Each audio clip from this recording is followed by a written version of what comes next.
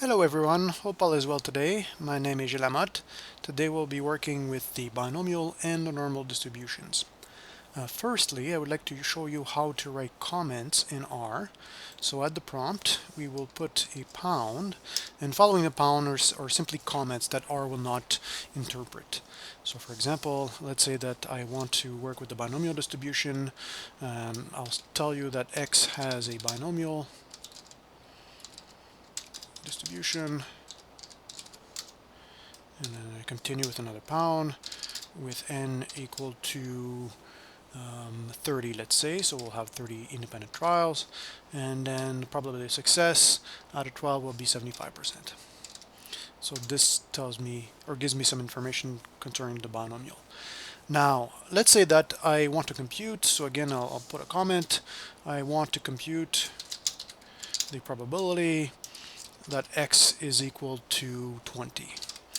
And so inside of R, there is an R name for the distribution. It's called binom. And then what we're going to do is we're going to prefix binom with either a d or a p. So the d will give us the probability mass function. So let's say that I want to compute the probability that x is equal to 20, and so I'm going to use d.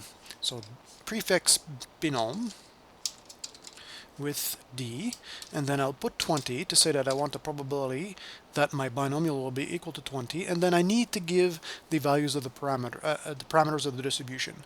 So we will set n equal to 30, and then p will be equal to 0.75.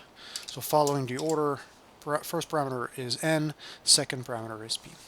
And then as I enter the command, then the probability that x will be equal to 20 is about 9%.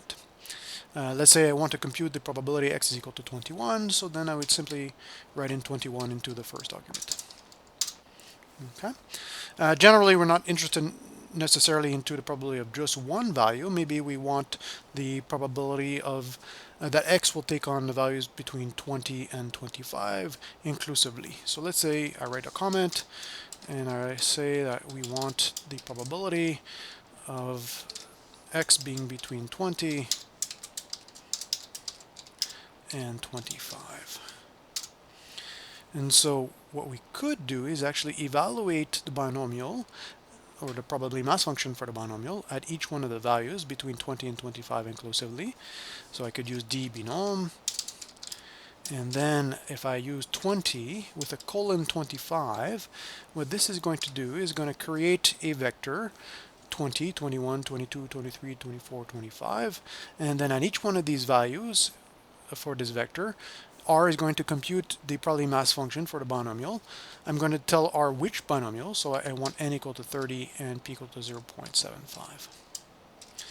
And so here we see that R is actually computing the binomial for number of successes equal to 20, number of successes equal to 21, and so on. Now, we actually want to add up these probabilities, and so I'll put my dbinom command inside of a sum command, and this is going to add up all of the probabilities. Okay, so this is how we use the probability mass function inside of R, which is called dbinom. We could also use the CDF, the cumulative distribution function. So R can accumulate probabilities from 0 right up to a certain number of successes of interest. So let's say that I want to accumulate the probabilities for the binomial from 0 to 25. And so the prefix in this case would be P. So I'll just write this. P is the prefix for the CDF. And so what we'll do is I'll write p binom, and then I'll put in the value. Let's say I want 25. Again, the same binomial, so n equal to 30, p equal to 0.75, and then this will give me the probabilities for the number of successes from 0, 1, 2, 3, right up to 25. Now let's say that we're really interested in the probability of the number of successes are between 20 and 25 inclusively. So what we want are really just the probability masses for 20, 21, 22, right up to 25. P-binom gives us the masses for 0, 1, 2, 3, right up to 25. So what we'll do is we'll take away the masses for the values that we don't want. And so I don't want the masses for 0, 1, 2, 3 up to 19. And then as I do this difference, I see that I get the same value as before. So 0, almost or 80% is the probability that my binomial will be between 20 and 25 inclusively. Okay, so just to recap, binom is the R name. You put a prefix in front of the R name, either D to get the probability mass function or P to get the cumulative distribution function. Okay, so this is the binomial. Let's say that we are also interested in working with a normal distribution. And so again, I'll put a comment. So now I'm going to say that X has a normal distribution. I'm going to put another comment to give the mean.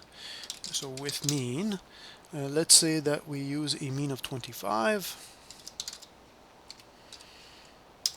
And then I put another comment, a standard deviation of 5.25. Okay, so these are just comments to give some information about my normal distribution. And now let's say that we want to compute the probability that my normal distribution would be less than 20. Okay, so I'll put a comment. We want the probability that the normal random variable is less than 20. And so the R name for the normal, so R name is norm. And again, we're going to use a prefix to get the cumulative distribution function. And so the prefix is P for CDF. And so I put P norm. And then I want the probability of being smaller than 20. And so then I need to give the values of parameters. It's going to be the mean first and then a standard deviation. So I have a mean of 25, a standard deviation of 5.25. And then as I enter the command, this is the probability that my normal with a mean of 25 and a standard deviation of 5.25 is less than 20. So this is about 17%. Okay. Let's say that we want to find a probability that this normal random variable would fall between 20 and 25. And so I could get the probability of it being smaller than 25, take away the probability of it being smaller than 20, and then we end up with the probability of this normal being between 20 and 25. Okay, so this is the CDF for the normal. Often we're also interested in getting quantiles, and so what we want to do is, for example, find the 5th percentile for a particular normal distribution. And so the prefix in this case would be Q. Q is for quantile. And so what I'll do is I'll modify an old command. I'll change the P for a Q. So Q norm. So I want to get a quantile from this normal distribution. First argument will be a probability. So here, let's say I want to find the 5th percentile. So I'll put 5%, so 0.05. Same normal, so a mean of 25, standard deviation of 5.25. And as I enter this, this is a value for my random variable. So 5% of the values for this normal distribution would be smaller or equal to 16.36. Okay, so this is the 5th percentile for this normal distribution. Maybe I want the 95th percentile. So 95% of the values for this normal distribution would be smaller than this.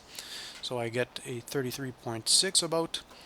And then this would mean what? So it would mean that 90% of my values from this distribution fall somewhere between 16.36 and 33.63. Okay. Let's say that we want to find the first quartile and the third quartile. What this means is the 25th percentile and the 75th percentile. So if I put 0.25, I end up with 21.4 about, or almost 21.5. I put 75% in my first argument, and then I end up with the third quartile, or the 75th percentile. Okay. Now, let's say that I want to find the interquartile range. So this is the distance between the 25th percentile and the 75th percentile. So half of the values from this normal distribution would reside between them. And so since R can work like a computer, I can do a difference. So what I'll do is I'll ask for the 75th percentile, take away the 25th percentile, and we end up with 7.08. So this is the interquartile range. So half of the values from this normal distribution would reside in an interval of length about 7.08 units. All right, so that's it for today. This is how you work with the normal and binomial distributions. Just to recap for the normal, you put the prefix of P to get the CDF, a prefix of Q to get quantiles, so quantities from a normal distribution that satisfy a certain probability. All right, so thank you. Have a good day.